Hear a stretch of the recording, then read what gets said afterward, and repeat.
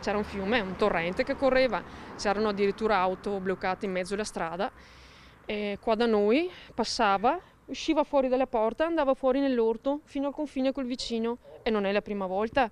Cioè, se ogni 2 settimane dobbiamo stare qua a spalare fango, cioè non sappiamo più cosa fare. Un torrente d'acqua in casa, dalla strada, invade il giardino. Immagini che danno la dimensione della situazione che i residenti di via Brandellero si sono trovati davanti agli occhi stamattina. A distanza di una settimana è tornato l'incubo, si svuotano ancora gli scantinati, i magazzini delle aziende invasi dal fango. È un casino sotto, cioè, l'acqua è salita fino ai ginocchi. Per fortuna siamo riusciti a tirare fuori in tempo le macchine e tutto.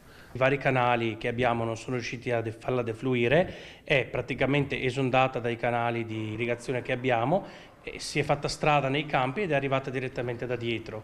Noi qua siamo un po' più bassi e l'acqua è praticamente filtrata all'interno delle cantine e praticamente ha fatto livello da basso, circa 1 metro d'acqua. Ecco. Voi là tenete formaggi, che cosa Sì, c'è? abbiamo i formaggi, gli stagionati principalmente, e adesso stiamo pulendo e poi ovviamente si farà la conta di quello che sarà da buttare. Sono stati 150 gli interventi della Protezione Civile nel comune di Malo, volontari a lavoro dalla collina alla pianura, chi mette a disposizione mezzi e uomini e si lavora per il ripristino. Un po' tutto non ha più retto, dai campi fossati alle tubature di scoglio e a tutte le rette, diciamo così, anche fognaria, perché a un certo punto avevamo le strade provinciali proprio allagate. Voi avete indetto una raccolta fondi per gli alluvionati, ma che ovviamente si riferiva all'alluvione della settimana scorsa. Sì, sicuramente sarà estesa anche alle persone colpite da questa bomba d'acqua incontrollata che ha colpito la zona nostra. Stamattina siamo stati chiamati da